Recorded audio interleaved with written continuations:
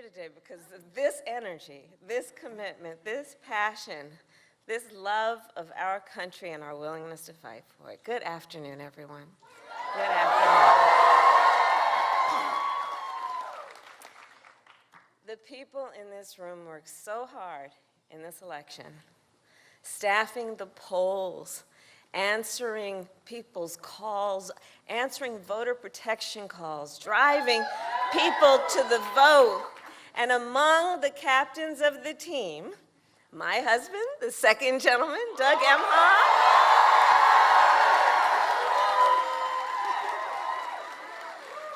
our phenomenal First Lady, Dr. Jill Biden,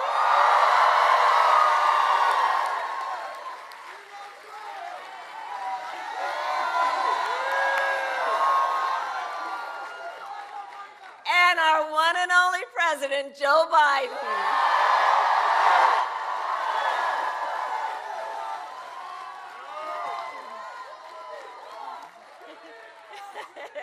You did it, Joe.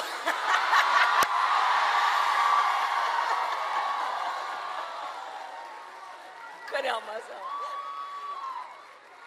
So, as we gather here, votes are still being counted. But it is clear your work sent a message to the entire world. Our democracy is intact. Yeah. And when democracy is intact, this is what it looks like. And here's the thing, some Democrats won and some Republicans won. That is what happens when more than 100 million Americans participate and vote in free and fair and open elections. That's what happens. And that included young people, seniors, parents with children in tow, working people, who all made their voices heard. And the people in this room and around our country made that possible by standing up for basic American values: freedom, liberty, and the rule of law. And I believe when you know what you stand for, you know what to fight for.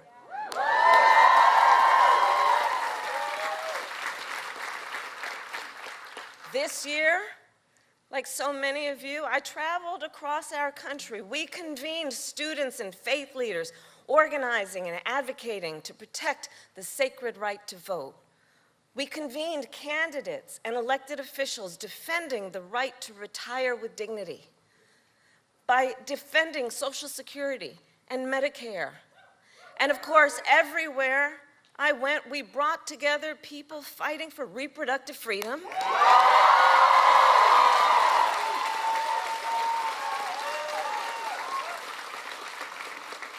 people everywhere, from every background.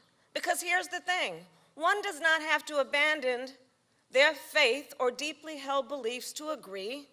The government should not be telling a woman what to do with her body.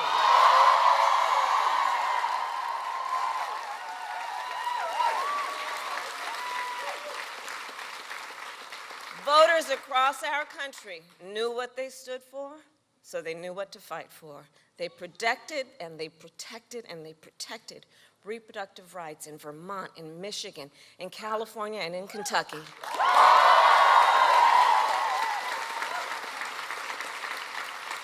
So to everyone who made that possible, thank you.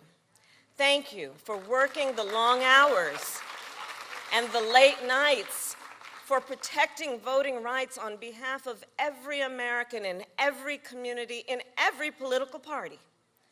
And to the millions of Americans who waited in line, who mailed in your ballot, who rejected big lies and extremism and participated in our democracy, thank you.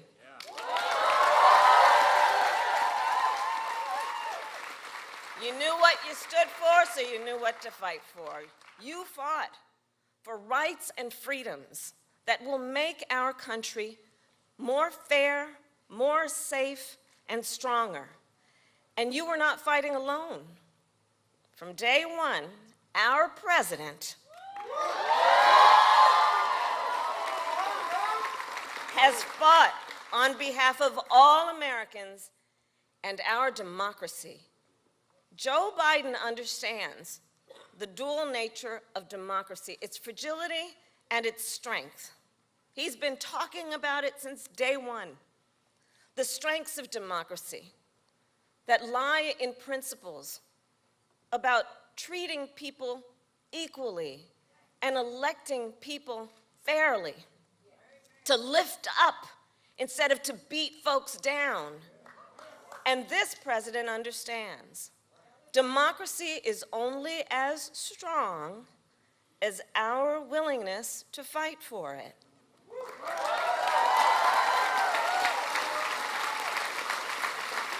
And no one fights harder for our democracy than the people in this room and this president.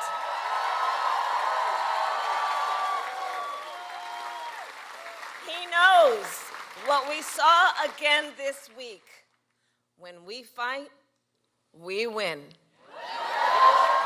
My fellow Americans, it is my great honor to introduce the President of the United States, Joe Biden.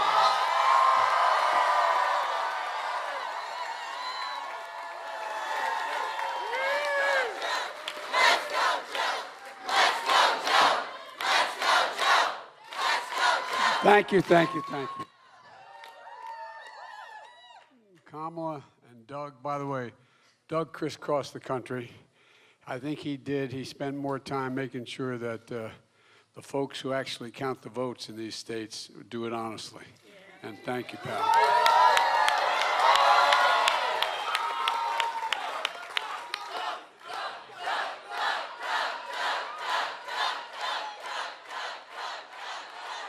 And folks, on behalf of Jill and myself, we're here for a simple reason, to say thank you from the bottom of our heart. Not a joke. We mean this. This is not a political piece. This is to say thank you, thank you, thank you. Most of all, thank you for believing in your country. Thank you. No, I really mean it. Thank you for fighting like the devil to make sure that we had a free and a fair election. And you know, all those election deniers, so far, best of my knowledge, none of them has not said, when they lost, they said, we lost.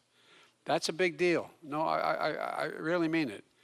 You know, Tuesday was a good day for America, a good day for democracy, and it was a strong night for Democrats. For months and months, all of you heard from the press and the pundits was that Democrats are facing a disaster. Remember that? And all those polls, God love them. You know, historic losses were on the way, a giant red wave. Folks, that didn't happen. You know, we were talking backstage here before we came out. Each of us crisscrossing the country, all four of us. And we're saying we'd come back and say, I don't know what they're talking about. No, I'm serious. The overwhelming response we were getting. And the fact that even those folks who may not like me or may not like somebody, but they agree with our agenda. They thought what we were doing, you know. By the way, all the Democrats ran on the same agenda without being told, look, while votes are being counted, we don't know the outcome of all the races. Here's what we do know. We lost fewer seats in the House of Representatives than any Democratic president's first elected midterm, at least 40 years. We had the best midterms for governors since 1986. And experts said we couldn't beat the odds, but we did beat the odds. And we did it for one reason. This is not hyperbole, because of you and all of you up on the balcony. It's hard to see you up on the balcony, but God love you. I really mean it. Because of you. You believed in the system. You believed in the institutions. You fought like hell for it. And that's the most important thing that happened, in my view, in this election. It was the first national election since January 6th, and there were a lot of concerns about whether democracy would meet the test. It did. It did. It did. And I want to compliment all those mainstream Republicans. I mean, if they get in, they fought like we usually fight, and we got a result, and we accepted it. Everybody accepted it. So for many of you, you organized. You got the vote out. You volunteered at the polls. Think of all we heard before this election about all the people being intimidated, all the people being threatened at the polls, all the people who worked the polls. despite the threats and abuses of too many poll workers on election day, and election officials have experienced of late, you did your job. You fulfilled your duty. You showed up. You did what you're supposed to do. And so did the American people.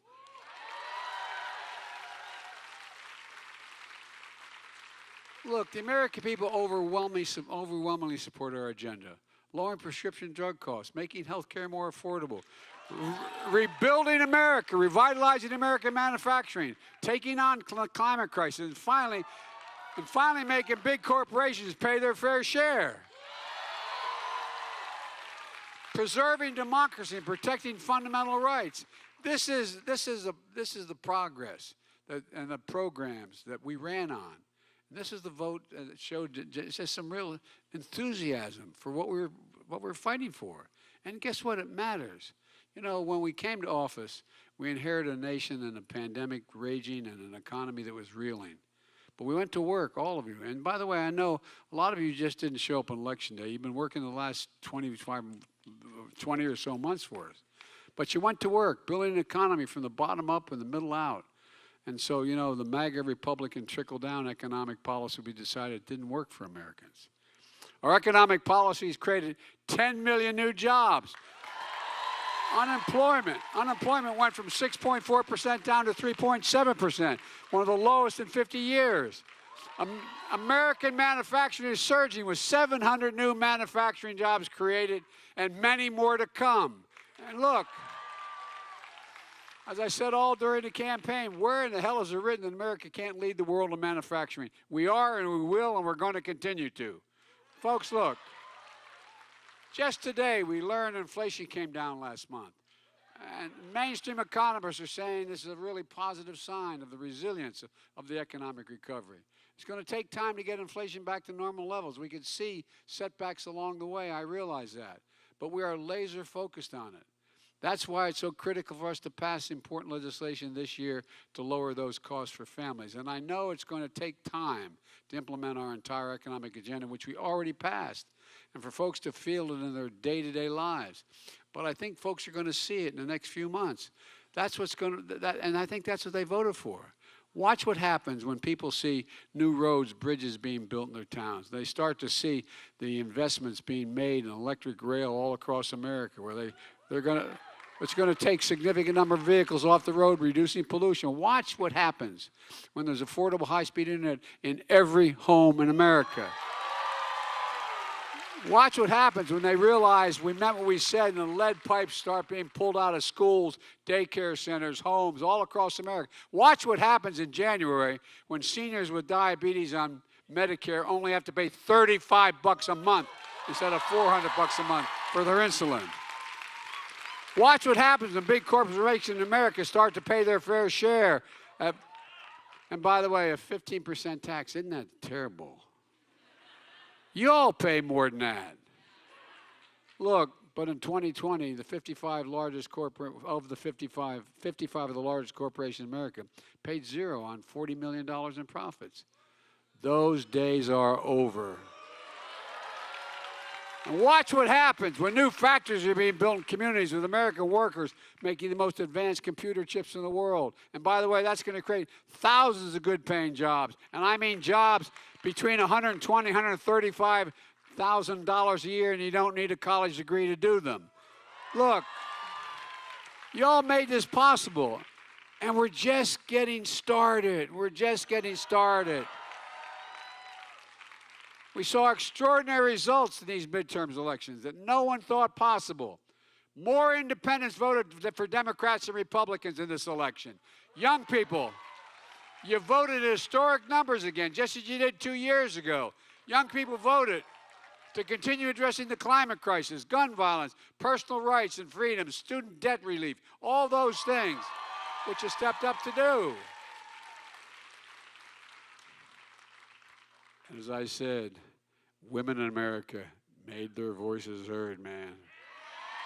I said last year that one of the most extraordinary things about the Dobbs decision is what was about to challenge American women when the justice said, let's see, they have it in their power, basically saying, let's see what they're going to do. Well, guess what?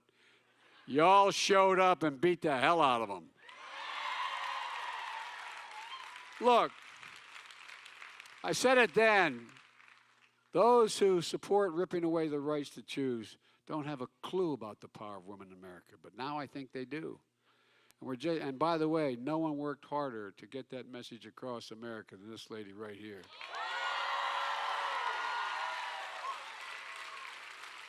And look, I also think the American people sent a message that they want us to work together. I've always done that. I know I got criticized for it when I ran. I said I was running for 3 reasons. 1, to restore the soul of America. 2, to build this economy from the middle out and the bottom up. And thirdly, to unite the country. Regardless of what the final tally showed, I'm prepared to work with Republicans. But the American people have made it clear. They expect Republicans to work with me as well. And folks, I'll always be open to any good ideas, whether it's Democrat or Republican, to move the country forward. But I've also made it really clear that if Republicans try to repeal the power we just gave Medicare to reduce prescription drug costs, I will veto it and let it happen. If Republicans try to walk away from the historic commitment we just made to deal with the climate crisis, I will not let that happen. If Republicans try to cut Social Security and Medicare, I will not let that happen. And if they try to cut taxes for the super wealthy again, the biggest corporations like they did in the last administration, I will not let that happen either. Look, now as we look at tax cuts, we should be looking at tax cuts for working people and middle-class people. And I'm going to keep the commitment we both made that no one making less than $400,000 a year will ever see a penny in their taxes go up as long as we are in power. And folks, and I love the Republicans talking about big spending Democrats. We're going to keep working to keep the federal deficit low. We cut the deficit in 2 years by $1 trillion, $700 billion, more than ever in all of American history. Oh, I don't want to hear Republicans calling Democrats big spenders. We're the ones bringing down the deficit. They're the ones that blew it up over 4 years. And one more thing. If Republicans pass, and I don't think they can do it now, a national ban abortion, I will veto it. It's simple.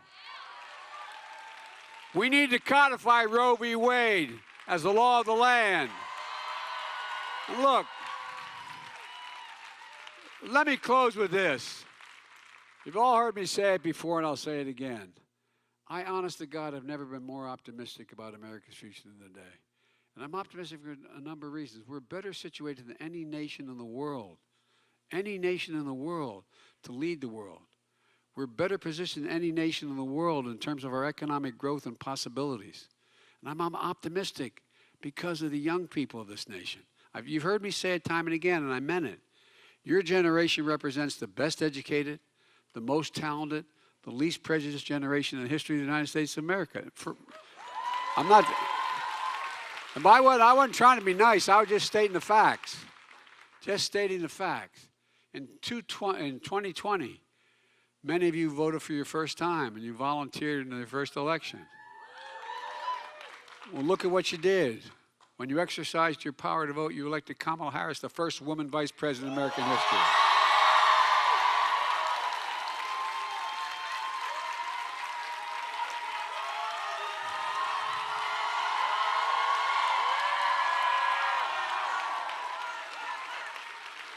And you helped me keep my commitment that I would appoint the first black woman to the Supreme Court, Justice Jackson. And guess what? She's probably the smartest person on the Supreme Court. And because of your vote this year, we're going to keep building the foundation we laid in the first 2 years. You proved once again on Tuesday that our democracy, the power in the hands of the people. For real, we the people, it really is truly in our hands.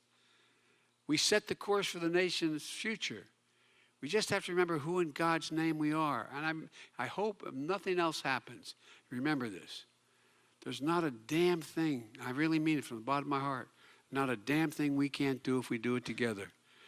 We are the United States of America, and you made it better. Thank you, thank you, thank you. God bless you all, and may God protect our troops. Go get them. We got a lot of work to do. Thank you, thank you.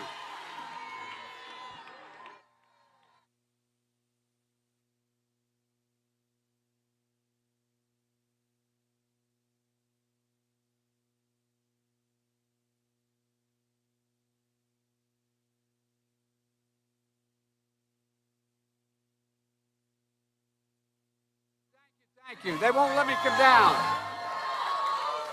Thank you all so much.